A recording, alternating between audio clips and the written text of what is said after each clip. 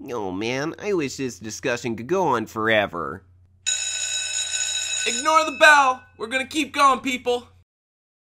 Hello, and welcome to another edition of Ignore the Bell, episode number 4, right?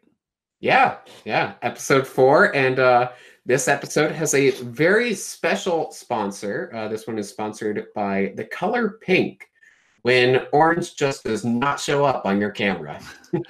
Sure, it doesn't.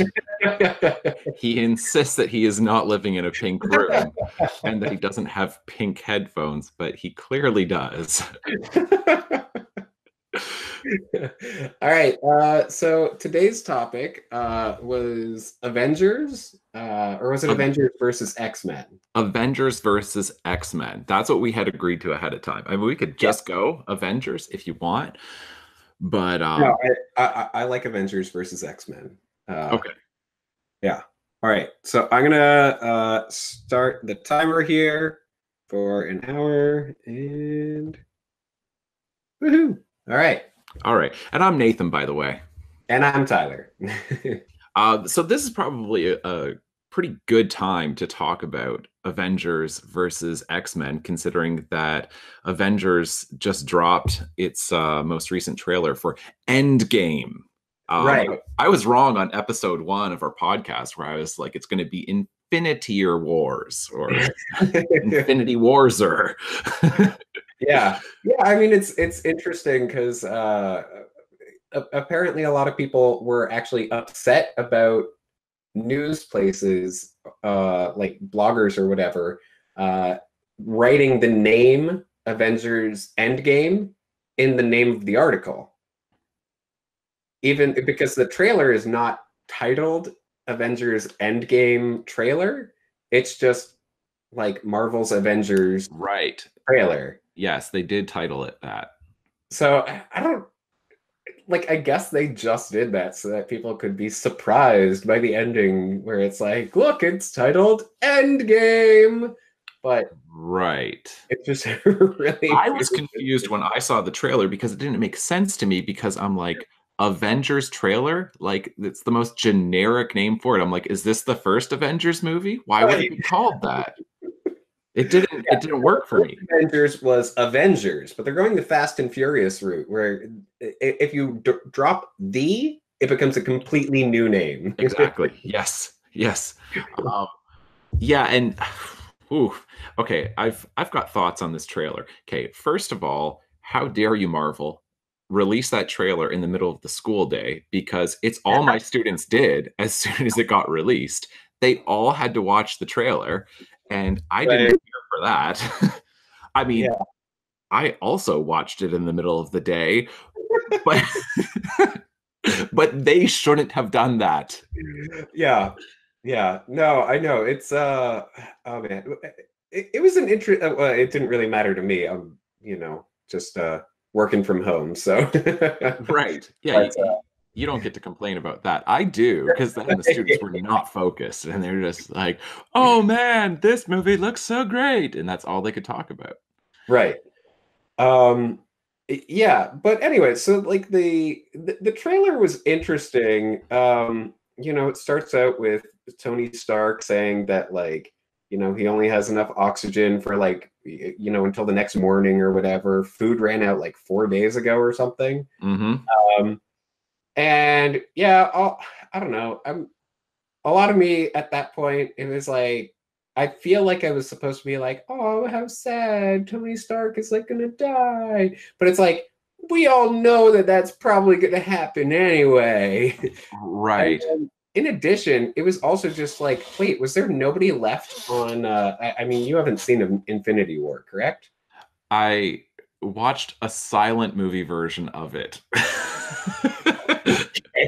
On my plane ride back, then they had Avengers Infinity War, but I couldn't get the sound to work with the headphone jack on the plane, so I watched a good deal of the movie, but I had no sound. I think it was probably better that way. I'm not sure. I got to ad-lib. It's kind of like Kung Fu theater. Well, that does sound like a lot of fun. Yeah, great dialogue in my head. Right. Yeah, so I've half seen the movie. Okay. All right. Yeah, well, it's so part of me while watching the beginning of the trailer for the next one was just like, wait, was Tony Stark really the only one left on that planet? Like, Mm, I was just trying to remember what happened. Even though the movie didn't happen that long ago, I was still like, it's just weird to like start off a trailer that way where I already had questions and wasn't paying attention to the emotional, impact of it. right. Now, I have to say, I have never been able to identify with Tony Stark until then. And it's really until I started a podcast, and then I'm like, I know exactly what he's going through. I'm recording for no one. No one is going to hear this. Why am I still doing this? Food ran out 4 days ago. Who is my audience? So I really, it got to me, but for a very strange reason. Right. Oh man. But yeah, so I mean, like, I've looked at, I watched it again just before we started this, and it's 3 days after it was released, and 58 million views on YouTube. I mean, Yeah. it's a ridiculous amount. You're gonna have to help me out because, and I'm sure it's good for like anybody who's watching this. Well, plenty of people who are watching this would have seen Avengers Infinity War, right? But it doesn't hurt to do it like a little like recap. So at the can you explain it to me? So Thanos at the end of the movie, he just snaps his fingers, right? Yeah. And then takes out 50% of the creatures on Earth, or just in the universe? In the universe. But it is it is interesting because I think even in the trailer for Endgame, then they say like 50% of all living creatures, but it's like, isn't a plant a living creature? That's what I thought too. I'm like, did he take out a whole bunch of grass? Like, what the hell happened to my lawn? Yeah, I mean, like I think the rule is like sentient life, but it's just weird for them to like never.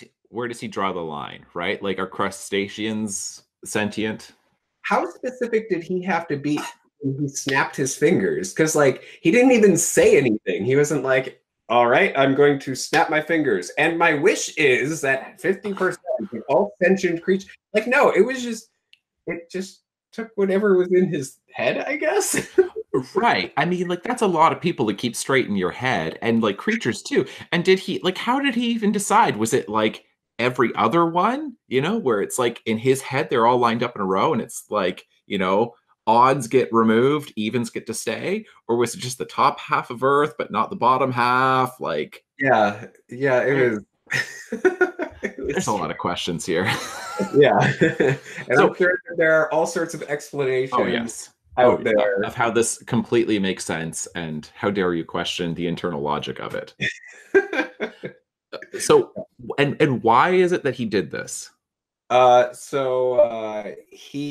planet was running out of resources, and he knew this, and so he posited to like the government or whatever, like, well, how about we just randomly select 50% of the population of the planet, and then we'll save the rest of the planet. But they didn't go along with that plan, and so then his entire planet like was wiped out or whatever, like the entire population. Okay. So he feels that the universe is kind of going along the same lines. At least that's my understanding. And so he's like, well, in order to save the universe, I have to, kill 50% of the sentient creatures so that there will be enough resources for everybody.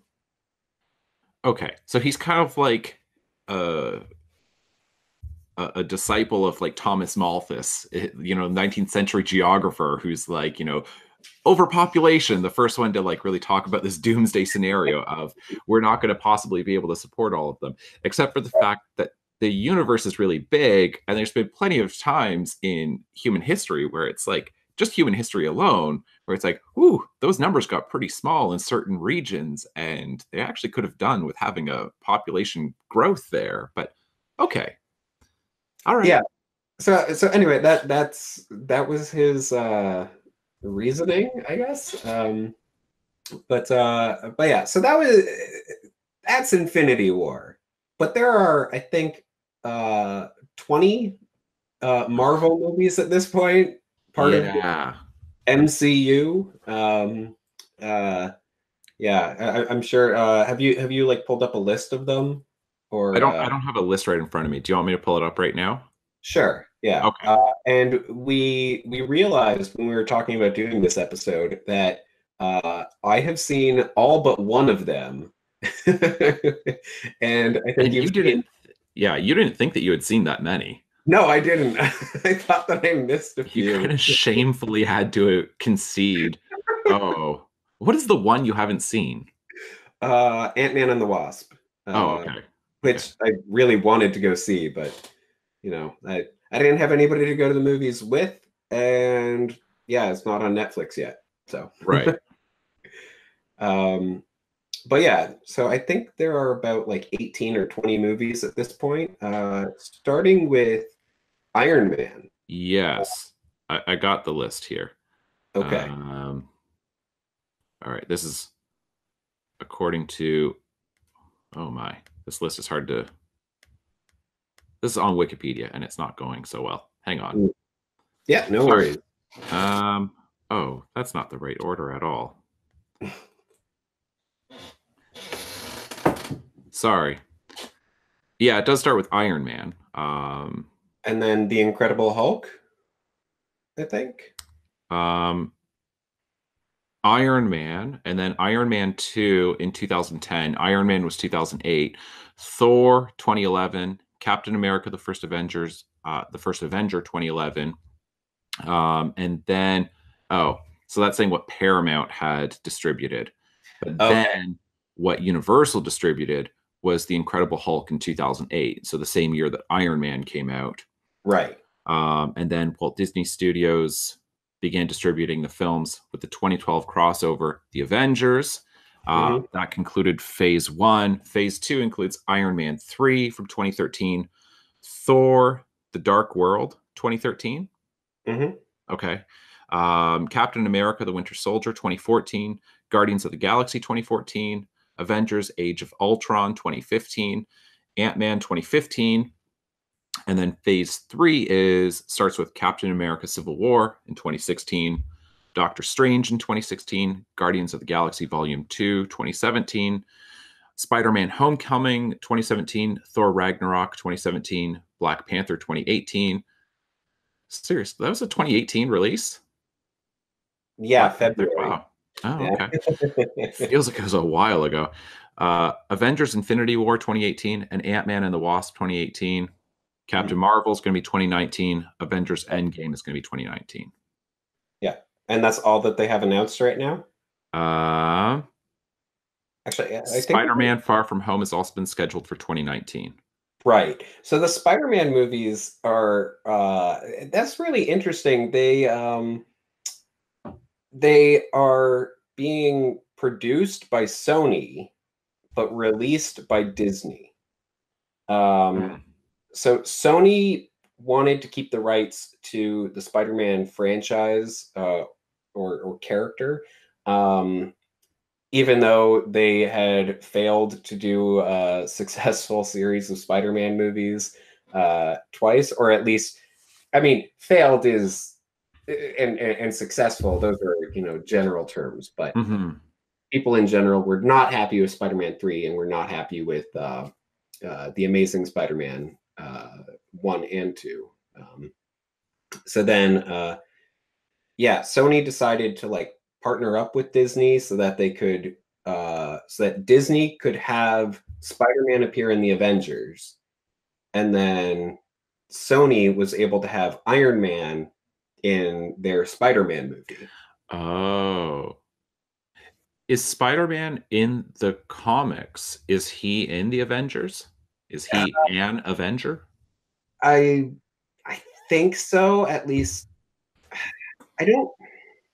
Yeah, I'm not quite sure. I know that he's like worked with the Avengers quite a few times, but I don't know if he was ever made like an official member. I'm sure that he was in some run of the comics, but Right.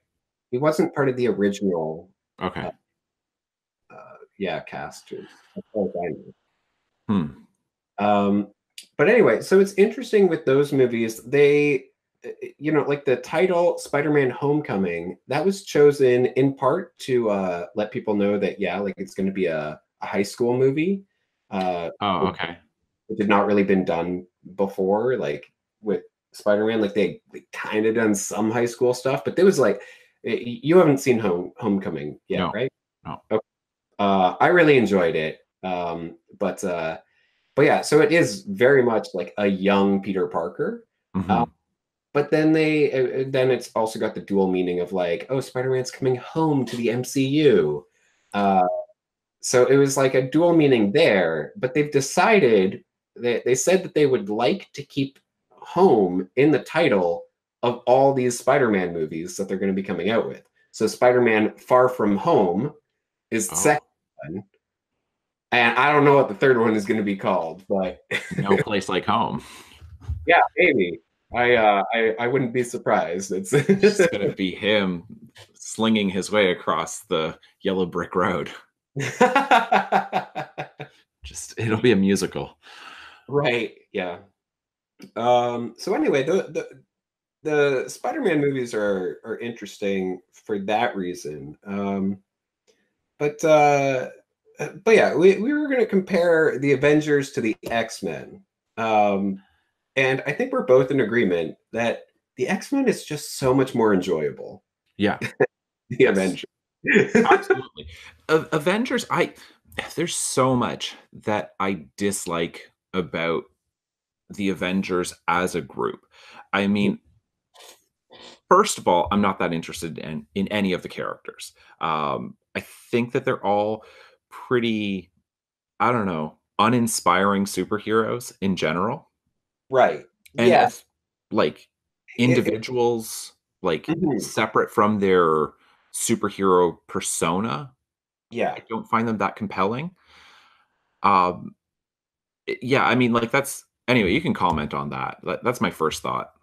Yeah, no, I would agree. I think I mean that's what a lot of people have attributed to Stan Lee, who recently passed away. He really, in the comics, was the one who was pushing for like, well, we need to have more of the duality of the two different characters, like Yeah. the superhero and the secret identity. So he, like Peter Parker versus Spider-Man, that's one of the greatest examples of, a conflict between the two there. Yes. Uh, but outside of Spider-Man, then I agree. Like Steve Rogers, Captain America, like he's like, okay, whatever. Yeah, he's just a soldier. What's That's the difference between him and Captain America or Tony Stark and Iron Man? yeah, Like, I mean, certainly like Bruce Banner and the Hulk, then it's like there's a big difference there. But one of them is not a very interesting character. And well, maybe both of them are not very interesting characters. Because one, you got like this incredibly like dorky scientist, and the other one can't put a sentence together. So, like, I don't care which one is speaking. You're both not that interesting. yeah, yeah. I mean, I don't think that the Hulk should ever have his own movie. I mean, he's already gotten two of them, but Just in the neither of those would. Sorry? just in the MCU, then he's already got two, right? Yeah. And because there was a bunch of Hulk movies before that too. Oh, okay. Yeah, I haven't seen Okay. any of them. Well, So. you know what I mean. There was the Ang Lee version, and then there was the Oh, yeah, one. no, that one was not part of the I MCU. know, that's what I'm saying, is that there were already Hulk movies before this. Right. Yeah, so there was one MCU Hulk movie, uh, and that's all they've done so far, and then they just I guess just gave up or whatever. Because they haven't done another one since The Incredible Hulk. Right. And yeah, I I don't think that they should try to do another Hulk movie. He's not compelling enough as a character. No. The interesting thing about the character of the Hulk and Bruce Banner is him struggling with like it's the Jekyll and Hyde thing. It's all Yes. the time of like, I don't want to become this mad beast. I don't want Right. to become this mad beast. But you can't have that for an entire movie and still have it be like a superhero film. Like it's just not. Correct. And they keep trying to do all of these things. And it's like, how do we get him to not be the Hulk once he has hulked out? And it's like, stroke his little palm and look him in the eye. And it's just like every time Oh, the yeah. movies do that, Yeah. like every time they do that, I'm just like, it brings the movie to a screeching halt. And you're just like, obviously, you're going to be able to get him to calm down. But we really have to wait for this. It's just like somebody like soothing a horse, like, and it's just like in the middle of a superhero movie. It's like, watch me put the toddler to bed. Right. I, it's Um, not that interesting. no, no. Certainly not as his own character. But I think that Thor Ragnarok does a really, really great job. Yes, when him and Thor are interacting together, then Yeah. great. Like, and you know, you said this off camera, but you've got two fish out of water stories going on there, right? Because like, or at least two fish out of water characters where they're both outsiders, and the way they interact with each other, because Thor is, you know, socially awkward, which makes perfect sense because he is not from this planet and he's a Yeah. god, and like Hulk is basically a god. So like you get like really funny interactions between them. Mhm. You know, in part because you can do almost cartoonish stuff with them where they don't have to, like, they can be funnier because there aren't really any consequences or stakes when they're fighting because their lives are never really in jeopardy. And Right. so they can kind of, they can, you know, throw out those one-liners in the middle of a fight sequence that they probably don't even think themselves are very funny, but for the audience, they're very funny lines for the characters to say. Mhm. Do you know what I mean? Like they get to be funny Yeah. without trying to be funny. Right. Yeah. No, absolutely. Yeah, like I'm just thinking of like the opposite side of that, with all the other characters. Like Captain America is always so incredibly serious, and it's brutal to watch. Oh, oh. This is like what I was saying before. Like when He's my friend. I can't go against him. And just, I don't know. He's always like, we have to do this. I'm like, oh my goodness, I don't care. There are no stakes. You're invincible. Like, right. Right. Yeah. I mean, I feel like we've used up a lot of our own like frustration with these characters like before we recorded this. But like, I mean, like everything about Captain America, he's like the dorkiest superhero of all time. Like his persona is super dorky. It doesn't really like follow into the 21st century. The ridiculous shield thing, what the hell is that? Like yeah, his weapon is a defensive thing. It's yeah. like, oh yeah, defense. It's the Canadian superhero, or at least it should be. Right. Even though he's Captain America, like if you told me, oh, there's a superhero who has a shield for his weapon, I'd be like, so he's Canadian? Like, Right. Right. I mean, we're the defense. We'll just go in and clean things up after. We're just gonna protect ourselves and other people. That's it. We're not gonna attack anybody. It's, right. Everything about Avengers, it just seems like they seem like characters that are very juvenile, like, or at least they would please a juvenile audience. And yeah, so it's like, because you got Captain America with the shield, and it's like, you know, like, yeah, well, I'm rubber and you're glue, and everything you say like bounces off of me and sticks to you. That's basically his slogan. Anything trying to throw my way bounces off of me and sticks to you. Ha ha ha. It's a playground type of wish fulfillment. And certainly the Hulk, every little kid thinks that if he gets angry enough or she gets angry enough, that they become unstoppable. It's just like, you don't want to make me angry. Ah! And like every kid thinks that. They think that they could like tear the world apart if they lose their temper. And of course, they can't. So I'm like, I get, or like Iron Man. Yeah, well, one day when I'm rich and famous and I'm so smart, I'm gonna make a suit, and you're all gonna be sorry because I'm gonna have this super suit. And I'm just, as an adult man, I'm just like, these are really like juvenile wish fulfillment type characters, and but they're pretending, they're at least putting them out there for adult audiences, saying, let's treat them very seriously and people are going to be captivated by them. And some people are, but I just have a really hard time getting into any of them. Yeah. So I mean, I've enjoyed a fair number of the MCU films. I really enjoyed the first Iron Man. Basically, any origin story, I really Yeah, origin stories are good. yeah. Seeing a character, start out one way and like, I don't know, discover their powers or decide to start helping people, that's really interesting. Like seeing that journey. But Marvel has given up on that idea, or at least they said that they did. They said, "Oh, we're not going to do any more origin stories," Mm. Because they don't want to keep doing the same story over and over again, which makes sense. But at the same time, I'm like, but those are the best stories. Absolutely. If you've got a good enough character, then it's still fun and interesting.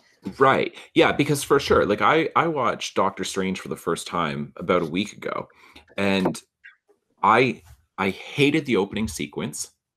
Could not have been a worse opening sequence in that movie, where you've got I forget the actress's name, but she's like the bald-headed, master of the Yeah, waving your arms magic arts person. is it Tilda Swinton?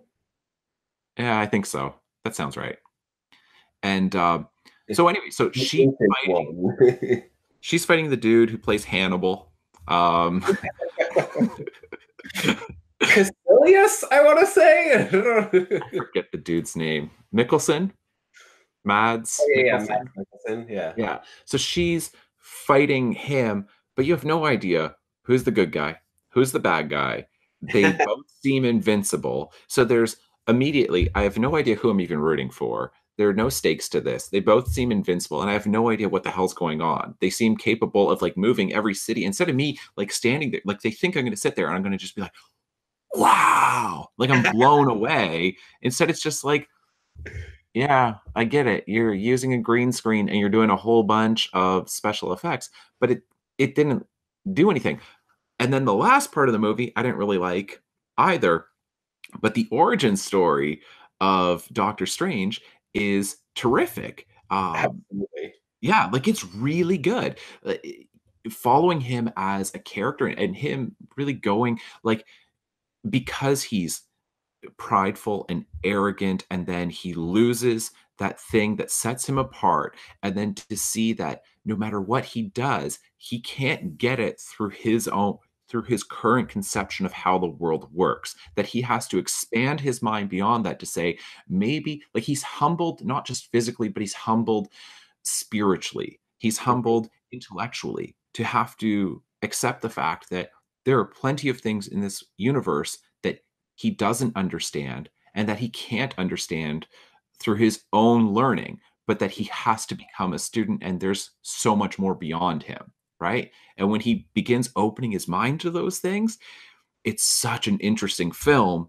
And then to me, it kind of like then devolves into a whole bunch more of like, let me wave my arms. And Yeah, it's I mean, a lot of people have complained about have said that like the main problem with the Marvel movies is the villain, that the villains just aren't interesting enough. And sure, I would agree with that for the most part. Because yeah, like the villain in Doctor Strange, I don't care about who he is. The villain in Thor, the Dark World, I don't care who he is. Like he's some kind of dark elf thing.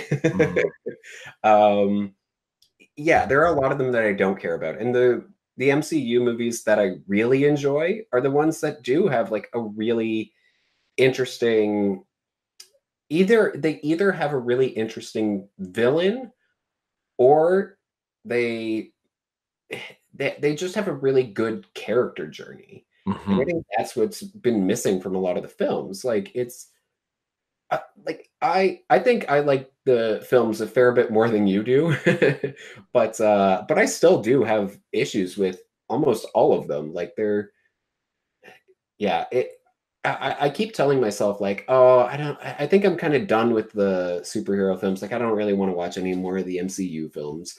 But then they keep like announcing these interesting ones where I'm like, oh, well, that sounds interesting. Like that could be different. Like when they announced Ant-Man, and I was like, oh, well, that sounds cool. Like, Yeah.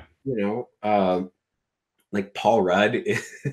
Yeah. Ant-Man is pretty good. I liked it pretty well, except for that entire sequence where he's fighting Hawkman or whatever his name is. Is that the guy's name? Yellow Jacket. I don't know. Whoever's flying around at the Avengers Oh, headquarters. yeah. The Falcon. Falcon. Okay. I mean, in the I comics, was way off. Hawkman, Falcon. Sorry. I think he was called Black Falcon, but they Oh, just calling him yeah. the Because Falcon. he was like the sidekick of Captain America, right? Yeah. Okay, yeah, I've read that in the comics, like the comics from like the 70s. Okay. Yeah. Yeah, okay. Yeah.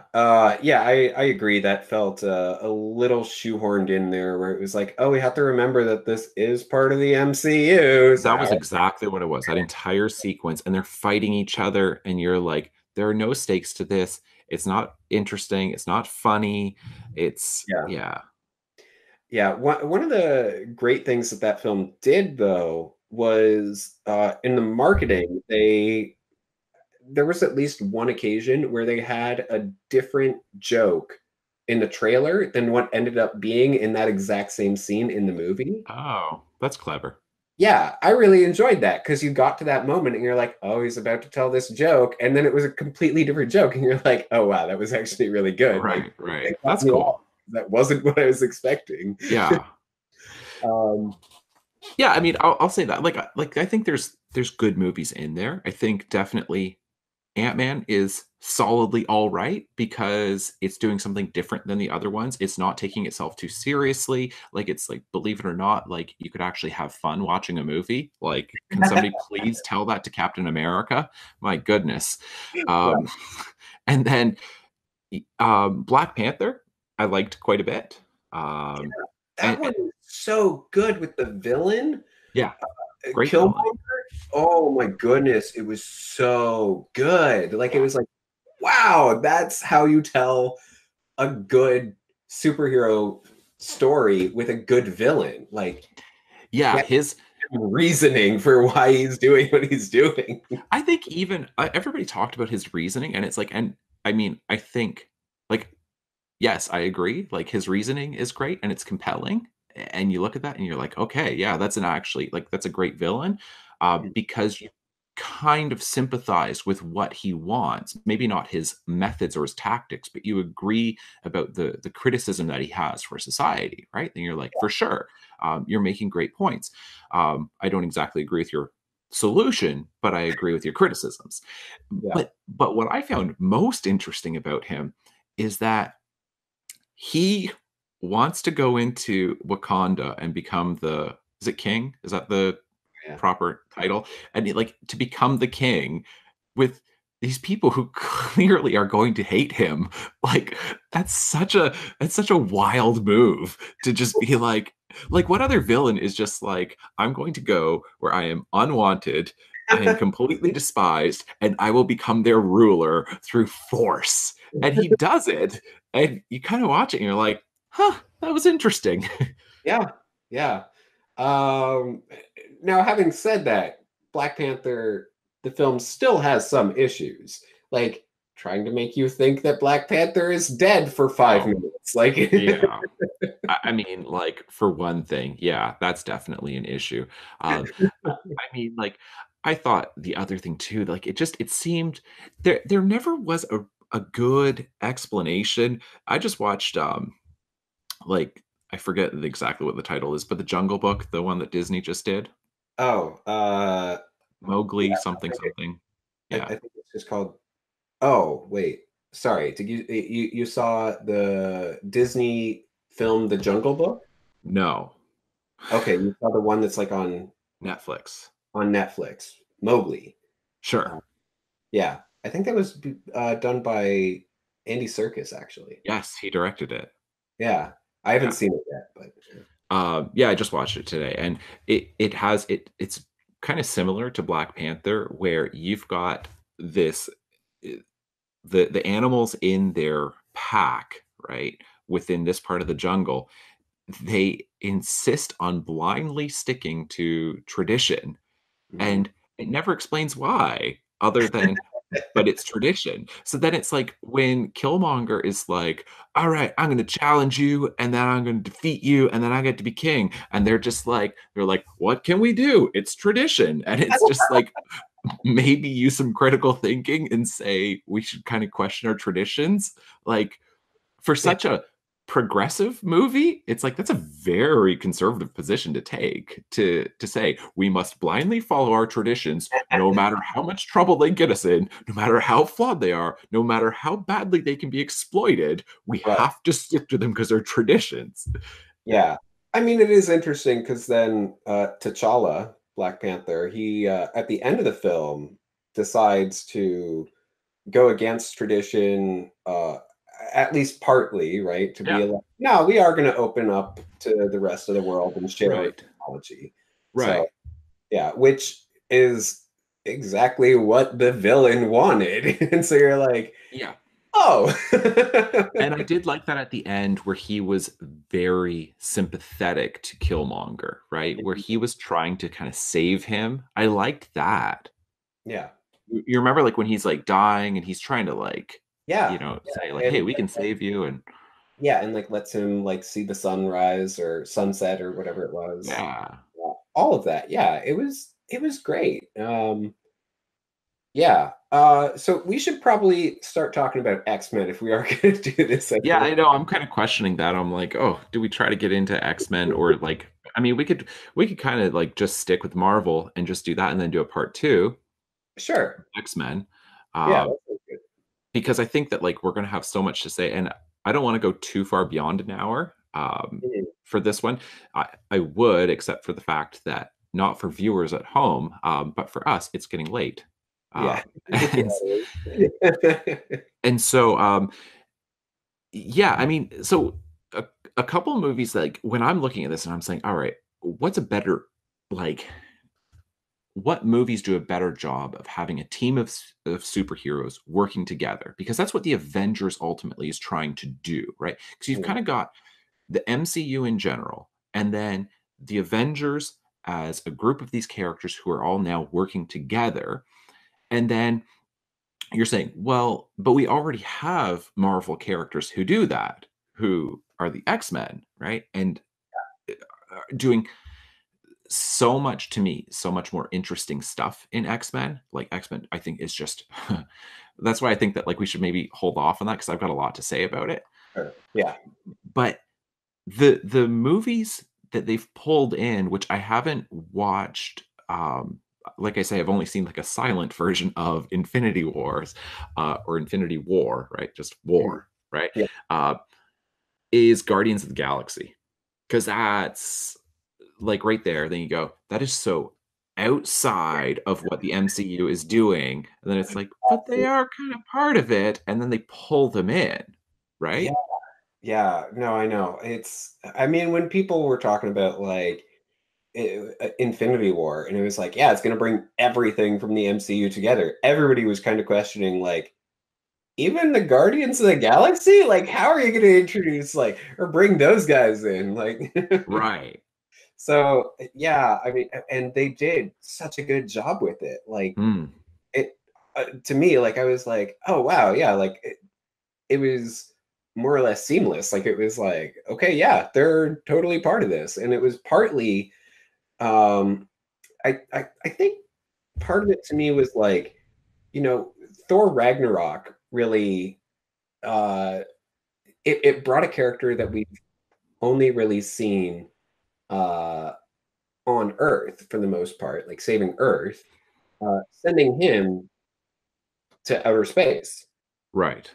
So then when you get to Infinity War and you have Thor come back to Earth, but there's also an alien, then you're like, well, yeah, that all makes sense. Like Right. it's Right. part of the long setup there. Uh, Yes.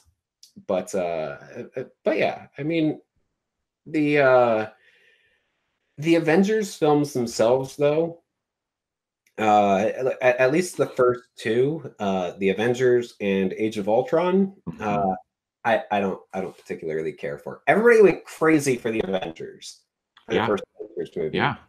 I went to go see it in theaters, not because I was like, oh wow, the Avengers, yeah, it's so exciting. Right. But it was, well, that's never really been done before, pulling up all these characters from a bunch of like different movies that are all like their own movies, their own characters, and putting them all into one film. I was like, that is an event. Like, what about Flintstones meets the Jetsons? That was a great crossover. Yeah, but like this was like several different characters, like or franchises or whatever you want to call them. But yeah, no. I mean, the film itself was really disappointing to me, because it was just like, oh yeah, are the Avengers gonna get along and work together? No, they're not. Okay, cool, that's great. Oh, now they're working together because somebody died. That is exactly what describes the Avengers so perfectly, and why I don't like the Avengers. It is the most formulaic, boring plot imaginable, because it's kind of like seeing like a really generic romantic comedy. You know what I mean? It's like, first we met and we didn't like each other, and then we got along great, and then we had this bad breakup, and now we're great again at the very end. And it's like, yeah, that's the Avengers. It's just there's like more explosions, and somehow the explosions don't make it better. They're just like they're completely unsurprising. They're so formulaic. It's like paint by numbers storytelling. And because I think people got so excited about superhero movies in the 2000s, so really for the last like 20 years or so, then superhero fiction has dominated Hollywood. And I think one reason for that is because the special effects are finally at the point with the use of CGI where you can basically show anything on screen that you've ever wanted to show. And before, you had, you know, technical and budget limitations that prevented you from actually visually representing these incredible stories that, you know, kids got to read about and teenagers got to read about in comic books. And so then you finally have an opportunity to be able to do this. But once you get over the visual aspect of it, I'm pretty sure it was and I'm kind of going like way back in like literary criticism here, but the Roman writer Horace, who talked about this with theater, so he's writing this like somewhere around 2000 years ago, right? Like, so I can't remember exactly when Horace was writing, but somewhere around when like Christ was walking around on earth. And Horace is saying, here's what bad theater is. And he describes it as the purple patch. And he's like, the purple patch, and I think it described like something to do with the set or like costumes. But basically he's saying when the play only works well because it's dependent on a special effect, that's the purple patch. And if you pull away the special effect, it's not a very good story. Like, he was criticizing theater 2000 years ago going, yeah, but if you didn't have that trap door, this sure wouldn't be a good story. And to me, this is the issue with the Avengers. If you have special effects and you're just like, look at these characters, and you're like, they're not interesting. Once you get over the whole thing of like, look at those costumes, look at like visually how you're representing, you know, what Iron Man can do and what Hulk can do. And once you get beyond that, then you're just like, okay, you can visually represent anything. But I mean, you look at video games now. Video games are visually stunning. They can represent unbelievable stuff, and you actually get to control your character on screen, so you've got a lot more agency within the game. Instead, the Avengers is like watching somebody else play a video game where you're just passively sitting there and you're just going, cool. Yep, that about describes, I think, most people's reaction to superhero films in general. Right. It's like everybody goes to the movie theater, they're like, oh yeah, this is gonna be awesome. cool for 2 hours straight. That's exactly it. That's exactly it. And it's like, because to me, there's so much more suspense or tension in a film where you actually care about the characters, right? And it's like the film, like you can get so much suspense out of a film. Like we were just talking about M. Night Shyamalan movies. Like if you're looking at The Village, right? Or even like The Sixth Sense. The Sixth Sense, the one scene that we talked about with that is when he gets trapped in like the dumbwaiter or the closet. I forget which one it is, right? Oh yeah. Like when the alien gets trapped in there, or The Sixth Sense. oh, I'm sorry. Yes, Yeah, I was thinking of like Signs for Haley, some reason. right? When Haley Joel Osment, when he gets stuck, right? Yes. And it's like, and he's just banging on there, and you don't even see anything. You just see like the door just shaking and shaking, and he's Yeah. screaming and freaking out. And you, as an audience, are going, right? Like your heart rate goes up. There's no, I challenge anybody to watch that and not have their blood pressure increase. Like I guarantee you, if you put a heart rate monitor on anybody watching that scene where they're watching the whole movie, it's going to spike during that. Mhm. But you could fall asleep watching The Avengers when they're in the Hey. middle of an action scene. Case in point, our sister Amanda actually has fallen asleep during multiple Marvel movies, especially Iron Man 2, 3, as well as Captain America 2. Yep. Yeah. I mean, it's like, and the way she even described it was so funny. She's like, "Oh, I haven't made it through that one yet," when she was talking about them, right? And it's like that's the way I think in general we talk about them. It's like Yeah. they're films to endure. Like we're talking Mhm. about like very difficult but important cinema from like 1930s Germany. You know what I mean? Where it's just like, I did it. I watched it. I'm glad I did. I get to be part of this cultural conversation right now. But whew, that was a challenge. Yeah, no, that's very much how I feel. I didn't want to go see Avengers Infinity War. I was like, I really don't care about any of the Avengers movies. But everybody was like, oh, well, it's really, really good. You should go see it. And I was like, I'm still not going to see it. But do I have to see it before I see any of the other films? And they were like, yes. And I was like, dang it, okay, fine. And I went to go see it because it was like it wasn't something that I was so super excited to go see. It was something where I was like, I guess I have to see it if I want to keep watching any of these movies. And Yeah. it's just frustrating that way. Like, or just read the plot online. But it is more entertaining to see the film. Yeah, then like reading, like summaries are never good. No matter how good the film is, summaries are never good.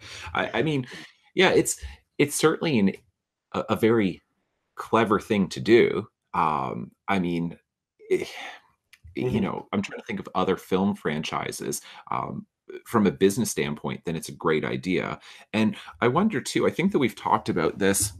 I'm not sure if we've talked about it on the podcast yet. Probably not, actually. But how much of this has to do with you can't make a challenging film for a challenging blockbuster film with a plot that's really narratively challenging or even in terms of content where it's doing sophisticated things with characters because the studios are so dependent on overseas revenue now where Right. they're making their money really in Asia is where they're making the bulk of their money. Or maybe not the bulk, but there's certainly, I guess it would depend on the film franchise. Yeah, it depends on the films. Some of them they definitely are making more internationally than they are domestically. And it's Right. And with these emerging markets too, because I don't think that like, they're really like making up for it in Europe, right? It's like these emerging markets in Asia, like primarily China is where they're really growing. Is that correct? Yeah. So China, it's they have restrictions on how many foreign films they're allowed to show there. Mhm. And so a lot of Hollywood films have recently, and by recently I mean like in the past 5-10 years, something like that, been trying to incorporate more Chinese heritage or Chinese characters into the films so that they'll get the seal of approval to be shown in China. I think like the best example of it was one of the Transformers movies. I don't know which one because I don't watch them, but I think it was like the fourth one. Then the entire third act takes place in China. And it's partly that where it's just like, well, yeah, I mean, there are multiple things here, but it definitely does play a huge role in the box office, even in terms of whether or not your film can be shown in China. Because if it can't be, then that limits your audience. Right. Yeah, which is of course. Good. Well, yeah, but and then, it makes sense, like because if you're looking at them and where I tend to land, and when it comes to what a film should be, is, you know, I tend to land more on the artistic merit than on the business side of it. But I understand that we're talking about show business, right? Mm-hmm. It is not show art, it's show business. It's that the finances matter. This is a business for the studios, and that they have a fiduciary responsibility to their shareholders, and even to their own interests, to make sure that they are making films that are profitable. And it would be negligent of them to ignore those markets where they can actually sell these things. And to me, I don't think there's really anybody could deny it at this point that in order to do that, they have to make films that are less challenging narratively. Like they have to even pander, like what you're talking about with Transformers. It's just like, well, it's just pandering to the Chinese government to try to get the film in there. And you know, you kind of shoehorn this thing in, you know, in terms of your setting or characters. I get what they're doing, but it's coming at the expense of, let's say, a viewer like me, where it's like, I am not nearly as willing to go and spend money, certainly not at the box office, to go and see these films if I feel like it is going to be formulaic, it's going to be shallow, there's going to be lots of action and no real character development. Then it's just like, you're losing me, but you're gaining probably 10 people overseas. Right. Where you would lose them if you did more of like a focused character study, right? Yeah. Of a superhero, which you can do because, and this is kind of jumping into the X-Men a little bit, like Logan. Logan is, I have issues with the movie, but it's way more quiet and subtle and sophisticated, and it's a little bit more drawn out than anything you see in the MCU. So it's like, you can do this with a superhero film. So I'm not talking about a crazy art house film. I'm talking about, you can do this with superhero characters. Absolutely. Yeah. Yeah, no, I agree 100%. Like it is frustrating to have so many films that are just, you know, spoon feeding every little bit of the narrative to you. And you're like, make sure that you catch this and all that. Like, it's just like, I just want like a little bit of subtlety in these films. And some of them do have that, at least in parts. And there are incredible films. I love Spider-Man Homecoming for a few of its scenes, like just a few of its scenes where I'm like, that's amazing. That is so well done. It probably has one of the best scenes of the entire MCU. Because it's got, you know, the villain is Michael Keaton. All right, you get points right there. Yeah. Keaton, okay. Yeah, and I mean, and he's played the Vulture, which is, you know, an Ariel, super powered character. So it's really, really good. But it's not even about that. Like that's a lot of like why that film is great. Because I mean, Michael Keaton is amazing. I can talk about him forever, but that might be a podcast right there. Michael Keaton films. Yeah. But yeah, there's one incredibly tense scene. and it's really, really well done, in large part because of Michael Keaton. Mm. And if you can, but it's not just that it's him, the actor, his character. It makes sense for, like, they gave Michael Keaton a reason to act. And that was really awesome to see, because that's Right. something that a lot of the MCU doesn't do. Like, you can say that, like, some of the performances of some of the films are kind of flat, but it's like, well, yeah, but they're not given anything to elevate it at all. So it's frustrating that way. See, and another thing that I wonder about too, when it comes to me being critical of Marvel films in general, is that how much of this is just I have got unrealistic expectations of what these films should be, right? Because this is like my defense of M. Night Shyamalan in our last podcast was saying people criticize him because it's not that he's making bad movies. It's just he's making different movies than what people want from him. And that doesn't mean that the film he made is bad. It just means it's not what I wanted, therefore I don't like it, and therefore it's bad. And that's a totally different thing than saying it's not my kind of film compared to it's a bad film. And so I look at this and I'm like, there's a certain amount of they're really sort of children movies. Like, and certainly for juvenile adolescent audiences, like, you know, teenagers, really, like, you know, kind of like 10 to maybe 18 would be their sweet spot of like where they're really satisfying the viewer. I would say definitely for the first two phases of the MCU. The third phase, I think, gets like a little bit more,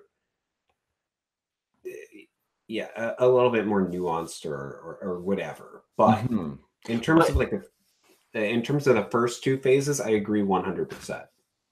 Well, I'm saying superhero fiction in general, right? Well, yeah. That, I mean, like you've certainly got the writers from the 80s who really started pushing things, 80s and getting into the 90s. But like Alan Moore with like Watchmen, or like, you know, V for Vendetta, or Neil Gaiman, where like they really started doing more adult, sophisticated stuff. Right. I feel like I need to add all three of those to our list of things to talk about. You're right. Actually, all of those should go on there. My goodness, should they ever? Because like, there's a lot to talk about. Because you can talk about comics and movies. All right, that's getting added.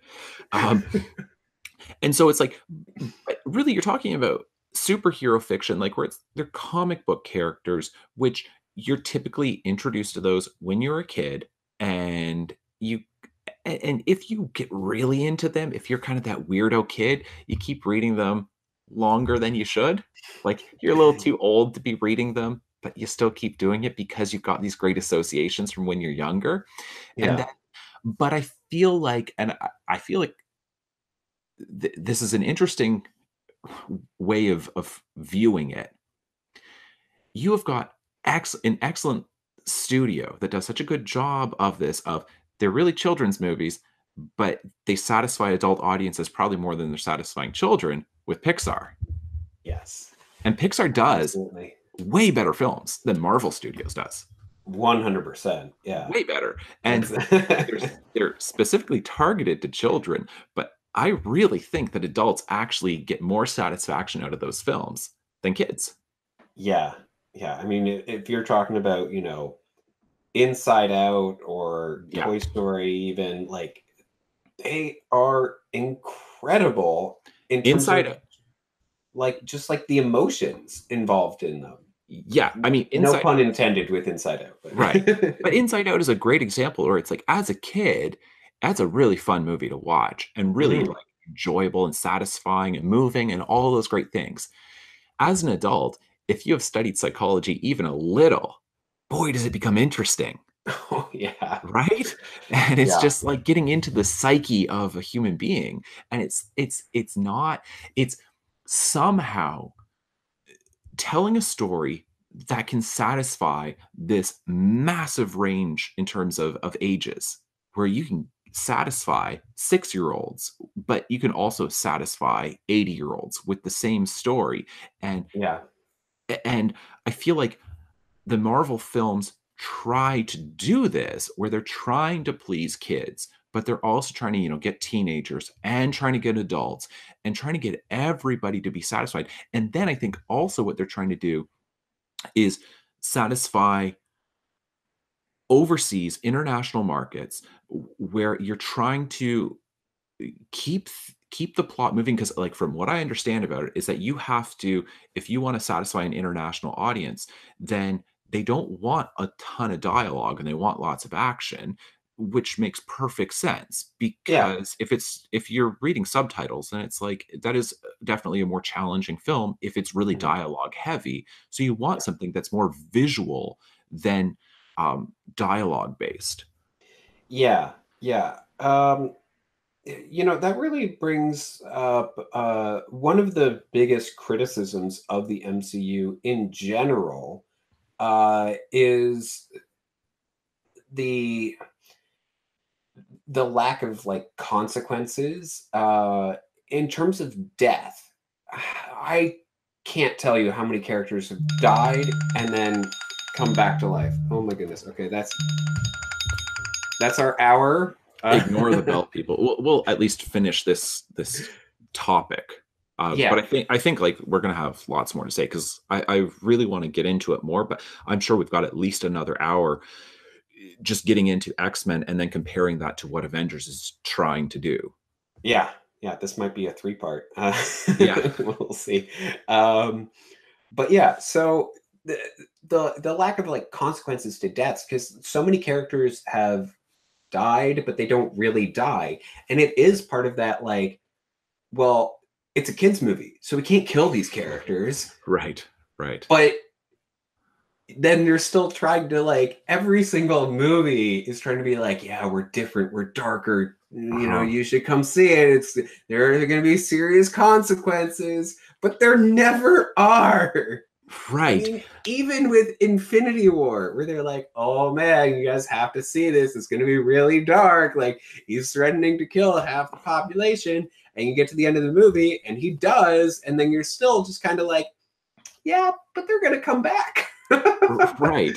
Case in point, they have already started working on Spider-Man Far From Home. There you go. You can't. There are just no consequences. Like, it's right. And it's like, I think it comes back to that financial imperative for the studio of, they have a financial obligation to not kill off characters, even though from an artistic standpoint, from a narrative standpoint, if you're saying, yeah, but creatively, isn't that really what the story demands? And then it's like, yeah, but that's not what the box office demands, right? And then like they're definitely landing far more on this side. But I mean, yeah, I don't think anybody really gets moved emotionally. Like, I know, okay, many people have been moved emotionally. I know, like at the end of Infinity War, then a lot of people were, um, oh, this is devastating, blah, blah, blah, blah.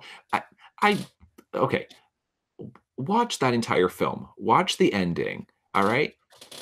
Then try watching Bambi, okay? Tell me that Disney didn't destroy Avengers in terms of what it does to your heart. No human being is the same after watching Bambi. When his mother dies, and Fox and the Hound. Fox and the Hound. Oh my goodness, The Fox and the Hound. Toy Story 3. Good. Toy Story 3. Andy giving away, the toys, right? Like, yeah. Come on. Like, in Avengers, and it's like, ooh, they got snapped out of existence. Like, what? I think part of that too is they've done a better job than a lot of films have done with Infinity War of drawing out that death because that gives you time to process what's happening. Like, if you're talking about like just a ton of other films where like the villain just like dies in an instant, and then you're just like, oh, I guess he's dead now. Then like Right. you don't have any impact with that. But Right. yeah, like the Pixar movies do it really well, and Infinity War tried to do it where it's like, oh, and now we're gonna see these characters fading out of existence, and Peter Parker. I know you've watched it without without Yeah, I only audio. kind like I say, I kind of like kept glancing back and forth, but yeah. Yeah, so Peter Parker vanishing or turning to dust or whatever, and that one was the most emotional of the bunch, where he's walking over to Tony Stark and he says, like, "Mr. Stark, I don't feel so good," and then like he like vanishes out of existence in Tony's arms. Mm, It's well done. mm. I'm not going to disagree with that. But again, you already announced Spider-Man Far From Home. Yeah. So it just takes everything out of that moment. It's just like, yeah, but Right. It makes death meaningless because death is that thing. Like death has an actual meaning. It's you don't Mhm. come back from that. Otherwise, you're talking about a coma. Right. Yeah. Bambi's mom does not come back. Doesn't come back. That's what makes I'm it a sorry, tragedy. people. And it's like, and the difficulty with watching Bambi is you don't go, oh, that's sentimentalism. That's over the top. You're just like every hunting season, every year. Yeah. This happens Yeah. all the time. And it's like And it's even from a bigger perspective with Bambi, then it's the idea of like a child losing their parent, Yeah. which is like it kind of like puts that fear in you where you're like, oh man, that could happen to me. Like when you're watching that as a Absolutely. kid and you're thinking And how like, Bambi doesn't understand, right? mhm, Mother, get yeah, up, right? This whole like uh, the thing is you're looking at this and it's just like, well, if a superhero dies, you're like, yeah, that kind of comes with the job, right? Like, but like, am I really supposed to be like, oh, wait, right. I'm doing something dangerous? I had no idea. It's Yeah. Yeah, I mean it's kind of like when people are sad that Tony Stark is probably going to die. I don't know if we have to say probably. Like he's he's at least not going to be in any more Avengers movies, but it doesn't really matter if he dies or not. Point is, he's not going to be in any further movies, mhm. at least as far as we know. Like Robert Downey Jr. is not coming back. Um, but yeah, like it doesn't matter. Like for one thing, you've got 30 other heroes who are going to take over in his place. So does the world really need him? Not really. Right. So it's partly that, but it's also just partly like, yeah, like I don't know why people are like so sad that like, oh man, we're not going to have Robert Downey Jr. as Iron Man anymore. It's like, I mean, you can always go back and watch all those old movies. That's a great point.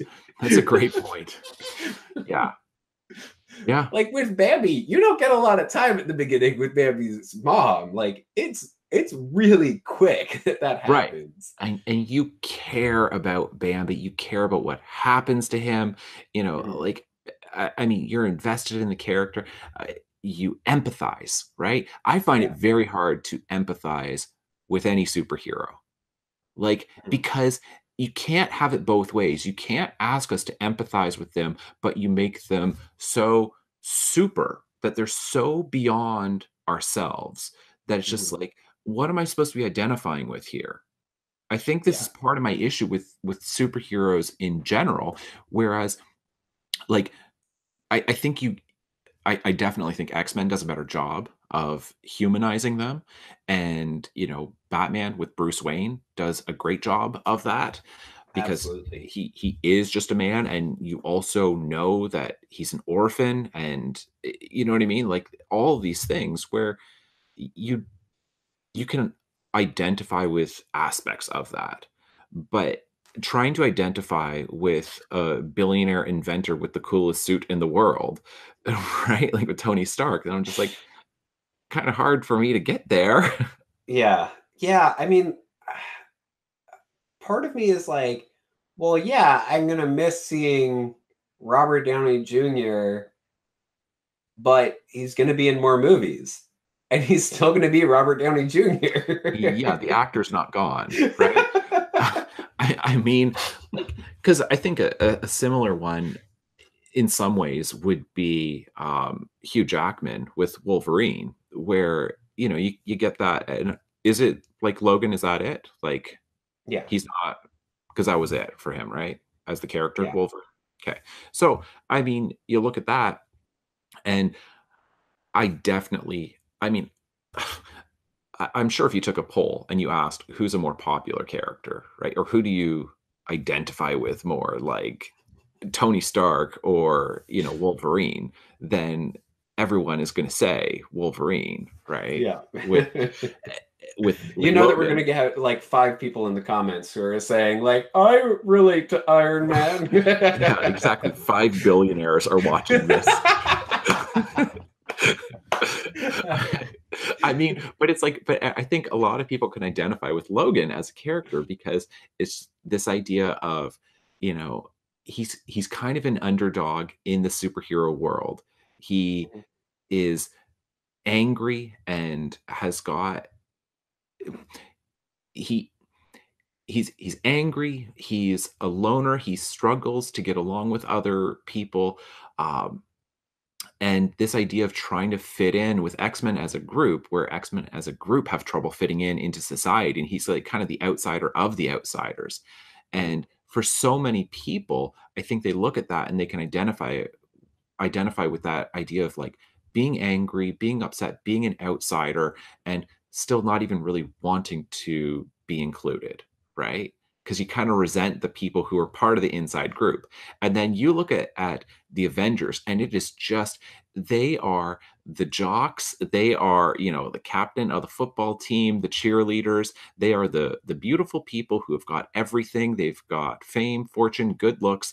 And I'm just like, how on earth do you expect me to look at this and not just resent them and just go, those are the people I don't want to hang out with? Mm-hmm. Yeah. Yeah, no, I agree. Yeah, really good points there. Oh man. So I wanted to quickly talk about what's coming up for the MCU. Yeah. So we mentioned Spider-Man Far From Home. I believe he's going to be in London for that one. So it's, we're getting him out of New York City. That's, I guess, going to be their big selling point. At least that's what I understand. Okay, like really pushing the foreign destinations. They speak English there? Bold move, Marvel. Very bold. But okay.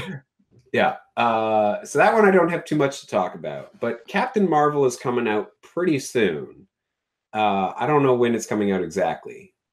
How much do you know about Captain Marvel? I've read, I think, the first edition or second edition. I've read a few comics of Captain Marvel from, I think, what was it? I think it was early 70s. Okay. It's been a while though. So, but from what I understand, from what I remember, I keep getting this mixed up with like Alpha Flight, which is a Canadian comics that were done by Marvel. But I think it's pretty similar, where her husband was the original Captain Marvel. Is this correct? I believe that's how it is in the comics, but not what they're doing for the movies. Okay, because it was her husband was, and then she takes over. Like I say, unless I'm getting mixed up with maybe Alpha Flight, but okay, that's all that I really know. I don't know anything really about like her powers or. Yeah, I'm not quite sure what her powers are. She is half Kree, I think, or half Skrull. No, I think she's half Kree, and the Skrulls are the villains. Anyway, 2 alien races. She's half one of them, and she also has a bunch of powers that I think are not really related to her bloodline. The movie coming out soon. I I was excited at first because I was like, wow, that sounds really cool because they're going to be doing some different stuff with it. You know, like at least it sounded like it at the time. I don't even remember what they had said about it before. But you know, I think that it's really interesting that they are like, okay, yeah, but this movie is going to take place in the 90s. I'm not sure if you are aware of that or not. I know that. Yeah. So Captain Marvel is going to be taking place in the 90s, which means that they're going to have Samuel L. Jackson's Nick Fury in it. So Samuel L. Jackson playing, you know, a younger version of himself. And I was reminded of this because we were talking about, you know, like how many characters have like died and come back to life. I don't know how many times Nick Fury has died and come back to life in the movies, but my goodness, it feels like he just gets shot and then comes back and then gets shot and then comes back. It's Michael And it's Myers. Yeah, he's just like, I had a bulletproof vest. What? Why didn't we know that? You were in the hospital. Like, anyway, I just feel like, you know, I wouldn't be surprised if watching Captain Marvel, Samuel L. Jackson gets shot. He dies at the end. He dies. Right. And Yeah. then just Captain Marvel is like, no, you can't die. Revive, and uses like some mystical powers or whatever to revive him. And we're supposed to be. I feel like that. I'm not. Sorry if I just spoiled Captain Marvel. I I don't think haven't there's seen any. the movie, but I don't think there's any spoiling it. Spoiling it would imply that, you know, there's this great experience the first time around. right. Maybe I'm being too pessimistic about it. I feel like it's just so transparent, so transparently gimmicky when they do that, when they're just like, okay, we're gonna take the regular superheroes, but wait, we're gonna put them back in time. And then there's gonna be all these like fun 90s things or fun 50s things, like they did with like the first like Captain America. And Yeah. I mean, I liked X-Men Days of Future Past though, because I was gonna say we're gonna get into a lot of this because if that's we more, talk about but that's X-Men. time travel. That's not just being set in the past, which is a different thing. Because if it's just set, if it's just like with like the first like Captain America movie, then it's just, well, it's set in the 50s, right? Or 40s, I guess 40s, right? Because it was World War II. 40s. Yeah, in Yeah. the 40s. Yeah, I mean, I understand that though, because it's you know, like that's where the character was. Yeah, I'm not denying it, but I'm Is saying intended to be. take the most boring character, the biggest like square you could possibly imagine, and then also make it a period picture to really jazz it up. Like, oh my goodness, you gotta be kidding me. You combined the most boring character with the most boring film genre of a period film, and Yeah. you put them together. Yeah. Man, you know, that reminds me. Tommy Lee Jones is in that movie, isn't he? He might be. He might be. It feels like such a wasted. I don't know. Just like, yeah, we're gonna have Tommy Lee Jones for this one movie. Yeah, but you want to talk about like Tommy Lee Jones in like superhero movies, like with like Batman, whatever. That's true. Third one that was in that franchise. Oh my goodness. Like there's Tommy Lee Jones not being used effectively. That's true. Oh my goodness. Yeah. Yeah. Oh man. But anyway, Captain Marvel, I'm genuinely interested in going to see it because a lot of people are talking about her, you know, changing everything more or less in terms of the Avengers' chances for winning against Thanos. The post-credit scene of Infinity War actually shows Nick Fury trying to call out for like he like pulls out a pager or whatever and sends out a signal, and then he turns to dust because he has to die again. Lucky I was wearing my dust-proof jacket. just looked like I was dust, but I wasn't. Yes. Oh my goodness. They call out a pager. Is he in the 90s? I think it was a pager. I don't know. Okay. But anyway, and then it comes up with like Captain Marvel's symbol on it. Okay. So he was calling Captain Marvel when half the world's population, well, half the universe's population was being snapped into dust. How did he know that she wasn't one of the half that was getting snapped? I don't know.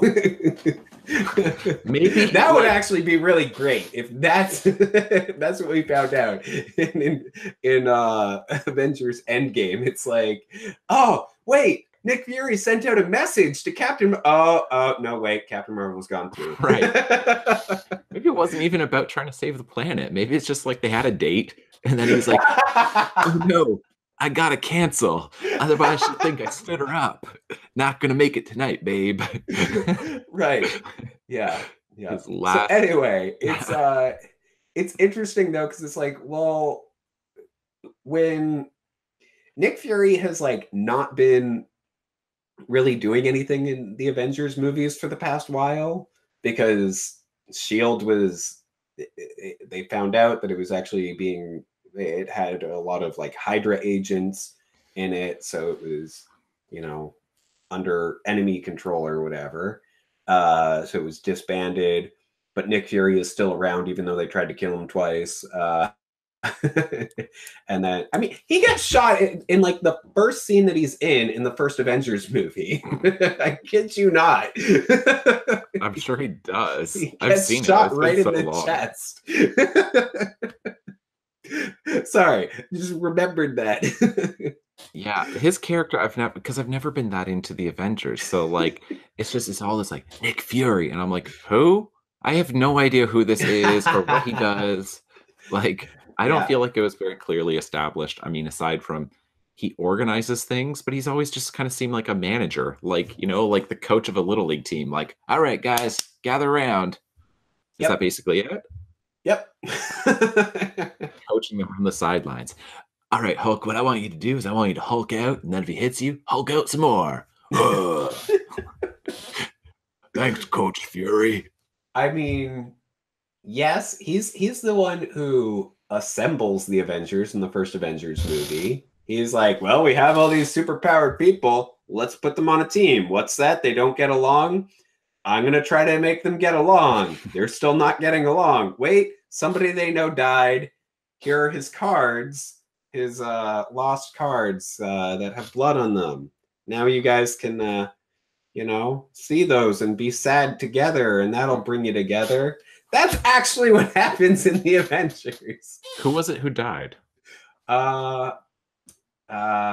don't remember what his name is. He was like one of the SHIELD agents. Agent Coulson. That's it. Okay. So Agent Coulson was stabbed by Loki, and he died. And he was a huge fan of Captain America and had his cards, like kind of like baseball cards, but for superheroes or whatever. Mm-hmm. And so he actually wanted to wanted Captain America to like sign his cards for him and whatever. Anyway, he died, but then they gave Agent Coulson his own show called Agents of S.H.I.E.L.D. Oh, now I got you. So he died, but he got his own show. Yeah. Makes sense. And the Avengers don't know that he didn't really die, because if they found out, whew, that was their whole reason for getting together in the first place. They don't have a TV? Oh my. Yeah. So anyway, that's but you know, Nick Fury, he's of course played by Samuel L. Jackson in the movies. And in the Ultimate series of comics, then he is black. But in the original comics, he was white. So it's just a little tidbit that I thought I'd throw out there. You know, I have a bunch of random facts. Yeah.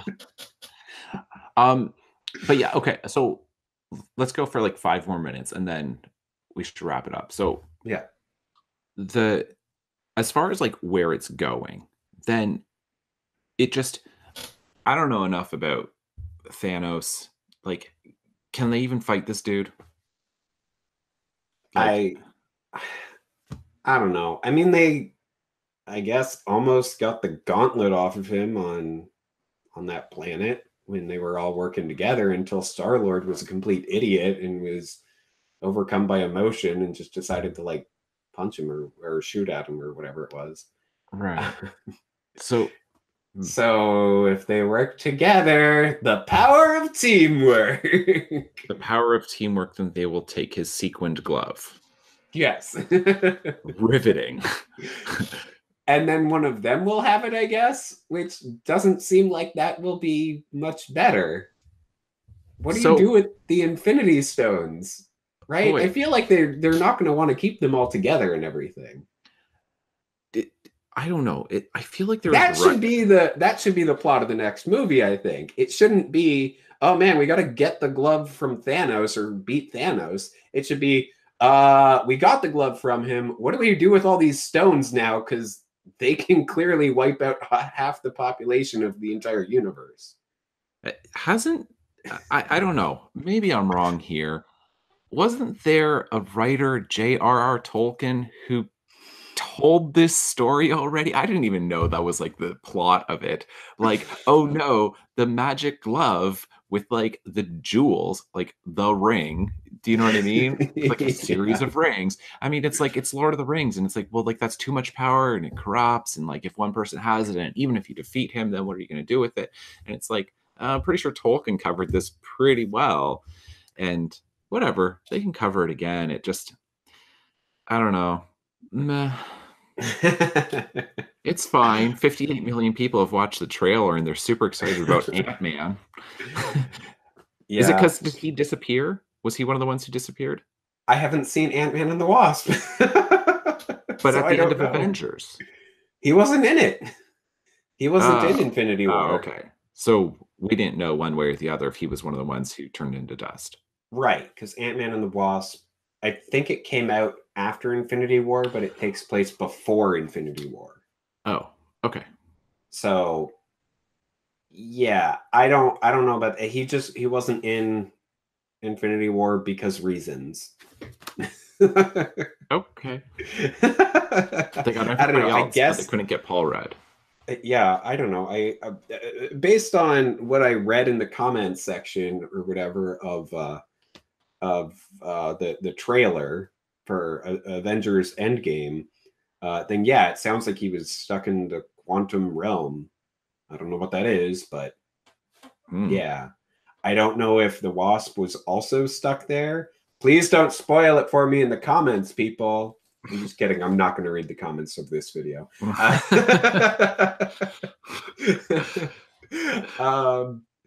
But yeah, so I don't know. It's so that's got to be the trick. Just stay in the quantum, and then he can't disappear you. He's like, maybe that's where everybody went. They didn't actually. Yeah. Maybe everybody just became the size of Ant-Man. They didn't disappear. They just became infinitesimally small. Right. And so he's going to come and show up and be like, well, I have this technology where I can like throw a ring and make things gigantic again. So right. I can just make a bunch of those and make everybody regular size again. Exactly. And then Thanos just keeps snapping them out and he just keeps throwing rings. It'll be the bejeweled sequined glove man versus the ring throwing man. Grow, grow, grow. Shrink, shrink, shrink. Oh my. Boy, have they ever got a compelling plot. Oh man. Yeah. So anyway, I said it before. I think that, you know, the whole resolution is going to be that all the Avengers who were left standing at the end of Infinity War are each going to give their life to resurrect one of the fallen members of the Avengers. Right. So it's going to be like a 1-for-1 trade. We don't trade lives. Well, you're going to have to. That's going to be the whole issue. Even in the trailer, when Captain America says, you know, like, or Black Widow is like, you know, this is going to work. And then Captain America says, it has to. I don't know what else to do, which doesn't make any sense, but whatever. That was a weird line, but I still think that sounds like that could still line up. Right. It's like, yeah, we could give up our own lives to bring them back. And it's like, well, that had better work. I don't know what else to do. I don't know. I think that that's what's going to happen in the next Avengers movie. And in Captain America or Captain Marvel, then Nick Fury is going to be killed again. Right. Yeah, certainly like they are not going to stop. I don't know what they're going to do because obviously enough of these actors are going to age out where they're going to want to, like, I don't know, do you think, and it's just like, God, I hope not, but do you think they're just going to reboot the entire thing? Like you and I are going to be like 40 years old and it's going to be like introducing Iron Man, and then it's going to be some young actor, and then it's just like, great, now we're going to get 30 years of this. Or do you think they're just going to somehow, like, how much more road do they have at this point? Because they've done something nobody's done before, right? Like no studio has tried to do something this epic in scale, which I do find impressive. I think that's great. Releasing multiple films a year in one franchise, right? It's bringing together a whole cast of characters who can stand within their own film and then join together. Like I have issues with the actual films themselves, but as far as the intention behind it, like what they're doing, I applaud. Yeah. And so, but like they've only obviously they have a younger Spider-Man, and I guess like they've got Black Panther, who's a fairly young. The actor who plays him is still fairly young at this point. Like as a character, then he's still fairly young. Yeah. I don't know. Ant-Man isn't. He's sort of mid-range. Yeah.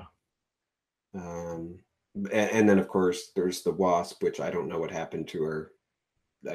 She wasn't shown in the in the Endgame trailer, so I honestly have no idea. But what's his name?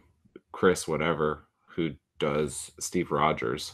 Is it a Chris? I'm assuming they're all Chris's, aren't they? Yeah, there's let's see, there's Chris Pratt, Chris Hemsworth, and not Chris Pine. It's that's the one from Wonder Woman. Right. No, it's it is a Chris though. Oh man.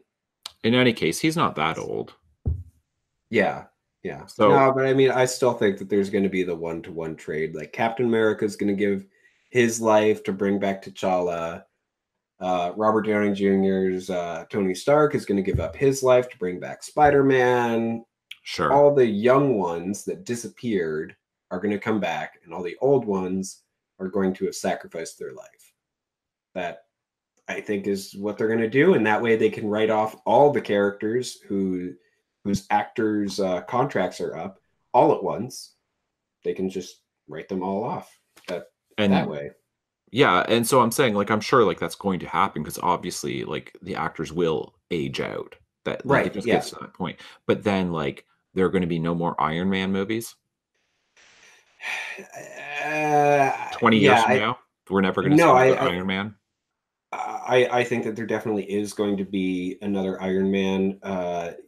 In the like a lot of people were wondering if they were going to introduce the new Thor from the comics, because it's Thor is female. So like basically every single one of the characters can be replaced by. Because in the comics, they have so many like alternative versions. Right. And I mean, Spider-Man Into the Spider-Verse, which just came out, is a perfect example of, there are so many different versions of the same character. It's like, you can just keep writing them into the story somehow. Right. Because like in terms of the comics, then the writers there have certainly figured out very creative ways to continue using the same iconic character with sometimes a different persona in there. Like, Yeah. and so Yeah. I think Iron Man at one time has been black, and yeah, there are going to be different people to take on the mantle of these fallen heroes at some point, whether right. that's in 2 years or 20 years. I don't know, but I'm sure that it is going to happen. We're going to see more But Thor movies, more Captain America movies, more so basically Iron what you're Man saying movies. is this is never going to end. Yeah, not at the current rate. No, it's it's just going to keep going. Yeah, until like they no longer are profitable. Right. So, So they're never going to end because mhm. 58 million people watch that thing. So so there's that. Well, to be fair, there were 58 million views. Views, yes. But Not how unique many, views. Yeah. right? How many people have viewed it multiple times? I mean, On different devices and yeah, there are a bunch of different bloggers who do like the trailer breakdowns. So they go through the trailer like frame by frame in right. order to watch everything. But obviously they're going to miss things, and they have to watch it again and Yeah. whatever. Like, so, but still, Yeah.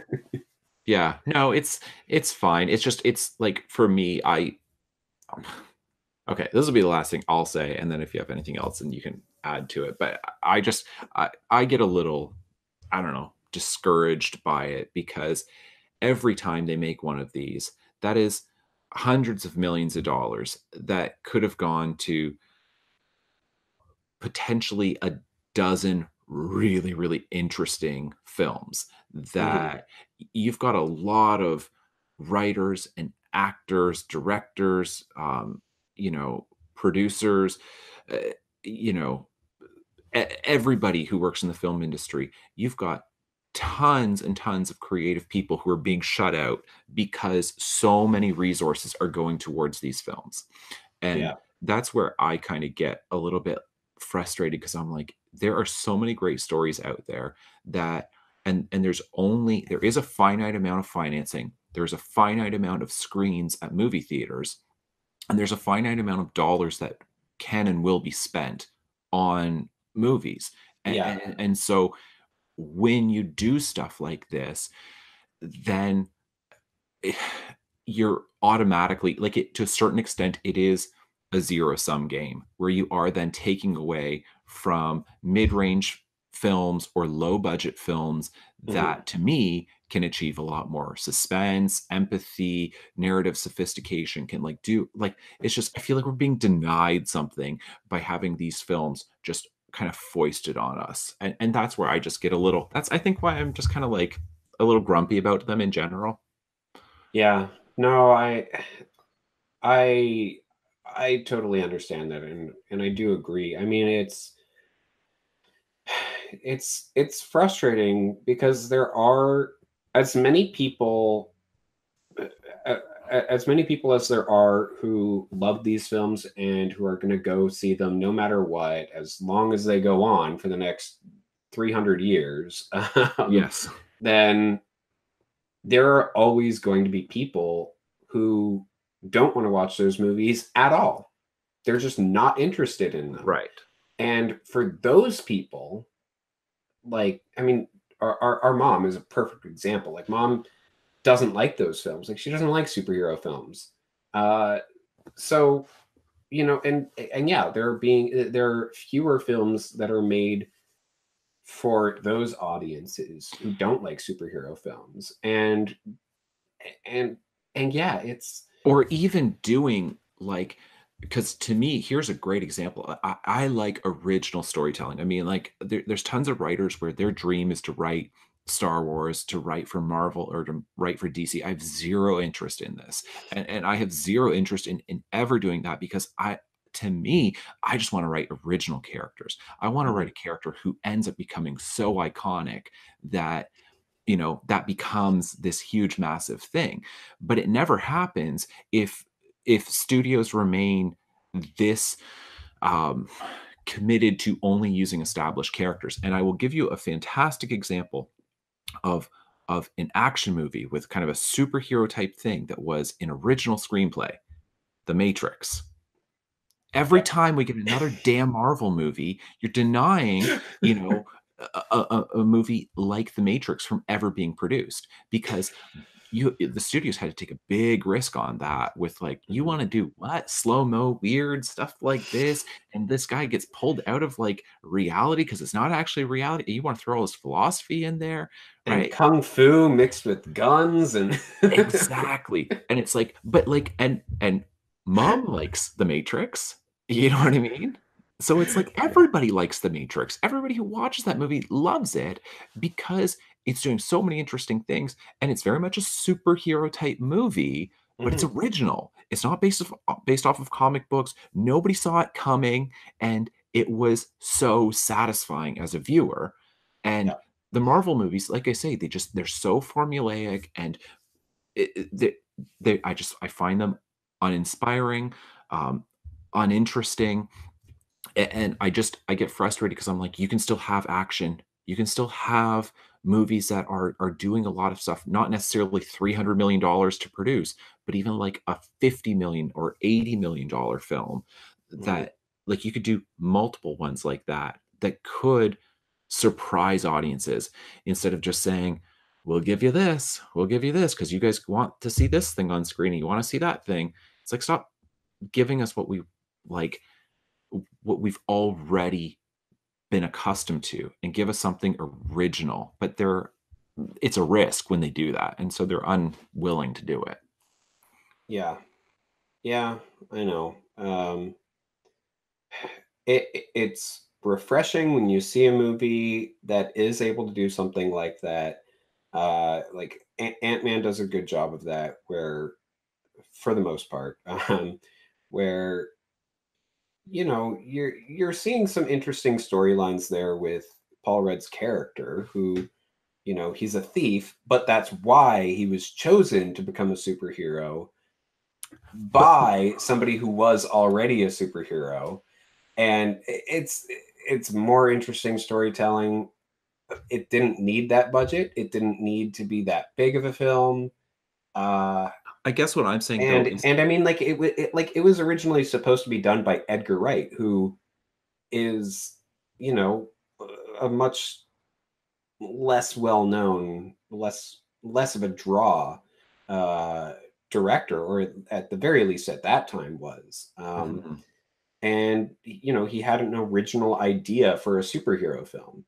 So there are still ways to like do that kind of thing. But I do understand that, like, The Matrix is completely original compared that's to what I'm these other saying. things. So yeah. I'm saying, if I really want to, if I want to get into Ant-Man, I have a way to do so. I can go read the comics. Like, Yeah. I have a way to go and appreciate that character. But I'm saying, as far as like original screenplays, there are so few original screenplays that ever get produced now in Hollywood. And I'm saying, as consumers, this is probably like a much bigger conversation, but like, this is just like a little mini rant on it. It's that because viewers are supporting, like, it's a self-reinforcing thing, right? Where every time we support an established character with a blockbuster budget, then you're giving that affirmation to the studio. You're saying, continue doing this. And I feel like if we resist to a certain extent, like I resist, I won't support those at the box office. I don't know if I've seen any of the MCU films at the box office, like at the movie theater. I don't think I've seen a single one. I'm trying to think back. Yeah. But maybe Guardians of the Galaxy 2. That one I maybe did see in the theater. But I did actually want to support that because I do like that. I genuinely think that those movies are fun. Yeah. No, wait, I didn't even see that in the theater. Never mind, I take that. But I'm saying that we're telling executives, we want more of this. And I think if we say we don't want more of that, maybe we do want action, but we don't want more of that. Just original screenplays. There are just so many so many that are out there that are so damn good that are not novels. They are not comic books. They're not old TV shows. They are original screenplays that Mhm. should get produced, but they are not getting produced. And we are being denied. We don't even know how good these stories are that we are being denied. Yeah. And it's because, you know, this franchise, it's like become like this massive tree in a forest where it is just like it is blocking out all the other trees where they're not getting sunlight because all the resources are going to this. And yeah, I mean, between that and what Star Wars has been doing with inundating us with Star Wars films, and it's just like Mhm. there's only a few franchises out there that are taking so many of the resources. And I mean, I could like spit off a whole bunch of really great low budget or mid-range budget films that have been produced in the last 5 to 10 years, but there's fewer and fewer constantly being produced. And Mhm. yeah, that's Or just at the my very thing. least, getting wide release.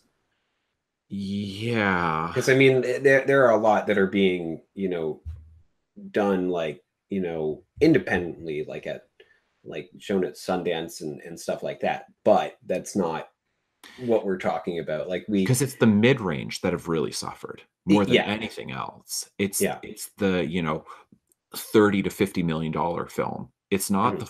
the 5 to 10 million dollar film because Right. those ones are not that big of a risk, but it's those mid-range films, something like I could be wrong on the numbers, but something like The Matrix, Mhm. where I'm pretty sure that was mid-range. That wasn't a Roland Emmerich, Independence Day blockbuster, which is about the same year. I think Matrix Right. is 98. I think Independence Day is 99, somewhere around there. I could be Yeah. getting them mixed up. But they're pretty contemporaneous. And it's like, I'm Mhm. sure that Independence Day costs more than The Matrix. Yeah. But it's those kinds of films that I feel like are just not getting produced. Yeah. Anyway, that's a downer. I'm glad I ended it on a downer. I mean, hey, that's what Marvel did with Infinity War. So Right, that's how you're supposed to end things. And then get all the bejeweled fingers out. And But we'll be back next time. Thanos character just like jazz hands with his like big rings. Woo, let me snap my fingers. Oh my goodness. Oh, man. What a great character. Oh, Yeah. Yeah. So yeah, we had a lot of great discussions. Definitely want to talk about X-Men we gotta soon. talk about X-Men. So a sequel is coming, people. Yeah. There you go. And very Because it's there has to be a sequel, and very likely with our M. Night Shyamalan one, then there's going to be, because Split is coming out way sooner than I thought, in January, right? Glass. Yeah. Yeah, sorry, like yeah, Glass. Yeah, Yeah. so that's gonna, yeah, we might do one in January based off of that. Yeah. Sounds good. Yeah. So anyway, hopefully you guys like this new style. We're living in different places, so had to do something here. Want to keep doing these podcasts. Yeah. Yeah, they hopefully won't all be like this. Hopefully we can do some more in person, but most sure. of them will very likely be done like this. Yeah. Yeah. All right. Well, thank you so much for watching, and we will see you next time. See ya. Bye. Ignore the bell, people. We're gonna keep going. We're still ignoring it. Don't worry. I don't know what that. I think that's the fire drill. All right. We're gonna go home. Yeah. All right. We're done.